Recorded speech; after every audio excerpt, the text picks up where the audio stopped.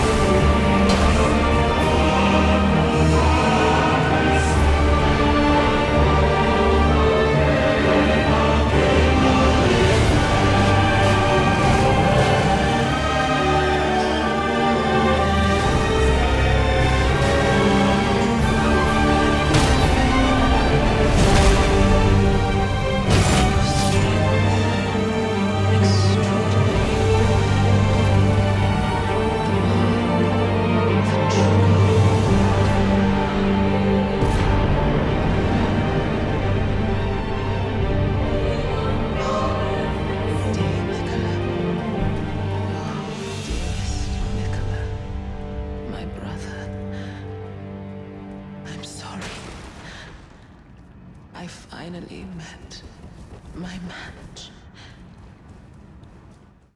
Теперь о том, как подготовиться. Прежде всего, нам нужна легкая нагрузка, чтобы перекаты были быстрее и дальше. Оружие желательно с бонусом на критический урон. Щит с парированием, например, баклер или с пеплом золотое парирование, или пепел корианское возмездие. Из талисманов же талисман кинжала для крит урона, меч с красными перьями, его я активировал 4 раза пеплом Сепугу. Великий щит с гербом дракона я брал для тренировки, а печать Кадагона от боли нужна была мне, чтобы меч не вынимать из инвентаря для легкой нагрузки. победил ее технически на 156 уровне, так как воспользовался перерождением и вкинул остальные уровни в колдовство, которое не использовал. На оружие нацепил пепел каменный меч, который на 60 секунд дает плюс 15 урона. Так, пора бы вас научить уворачиваться от самой смертоносной атаки. На средней и дальней дистанции либо убежать, либо 3 переката назад, либо еще лучше бег назад и прыжок после первого взмаха меча. Затем вовремя сделать перекат справа к Малении. Она поднимается, немного подходим к ней. Она летит к нам за спину, а мы идем назад. Она поворачивается в одну из сторон и перекатываемся от нее. Готово. Ну как увернуться вблизи? Это будет очень сложно. Повернитесь вокруг нее по часовой стрелке. С таргет-локом сложнее, поэтому его вовремя нужно отключать. И в последний момент 2 раза перекатиться. Также, пока писал сценарий, нашел еще один способ. Это следить за ее ногами во время зависания в воздухе. Вот эта красавица вам все объяснит в своем видео. А теперь как же парировать? Первое, быстрый слэш. Очень трудно. Чтобы парировать, нужно нажать кнопку мгновенно и сильно. Лучше стоя не вплотную к Малении. Очень трудно заметить и понять в темноте, особенно когда встает после крита. Круговой слэш. Маления подпрыгивает, и когда ее нога касается земли, нужно сделать шаг вправо и парировать. Человая левая. Прыгает влево и готовит над головой клинок. Стоим на месте и как только замахнулась, парируем. Человая правая. Прыгает вправо. Подходим к ней и парируем. Только к 10-го разряда. Подготавливает клинок и стремится к нам. Парируем тогда, когда она идет к нам. Но только если мы изначально были близко к ней. Слэшовый наскок. Маления устремляется прямо на нас. Парируем после ее прыжка. Вот так как-то. А теперь что я хочу сказать? Какая же это все дресня! Эти говенные парирования, которые из-за впадины арены могут не учитываться. Иногда срабатывает обычный удар вместо крита, нулевой счетчик душ, выпавшие руны в количестве 0 штук. Но почему они появляются? Они же отвлекают.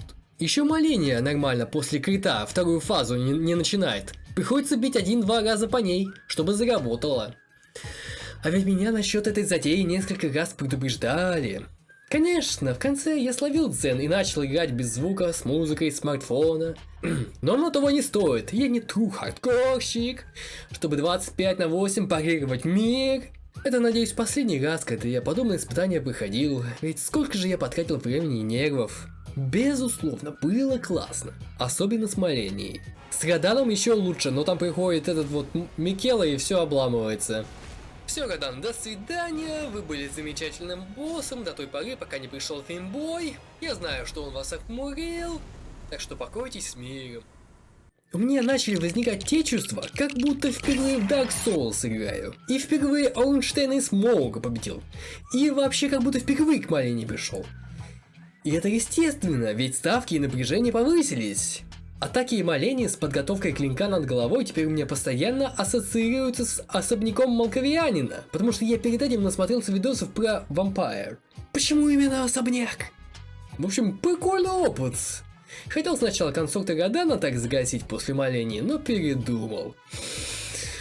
Ну вообще я ною, что не хочу повторять недели тренировок с Раданом. А все почему? Потому что я казуал. А чтобы не быть казуалом, надо завалить Радана без самонов, сфордартов, щитов, заклинаний, бледов, фласок, перекатов.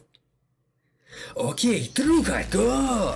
Без танлоков, таргет-локов, талисманов, рейнджовых атак, прыжков и FPS выше 20. Окей, попробую.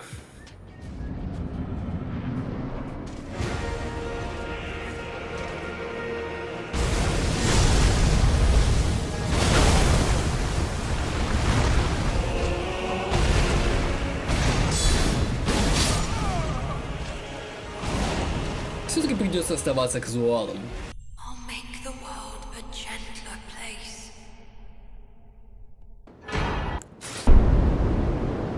Микела хотел сделать мир добрее, а теперь это всего лишь пустошь. Даже грустно даже стало. Вот. Ничего не осталось. Я все залутал. Я все потерял. Ну ничего, я сделаю этот мир веселее.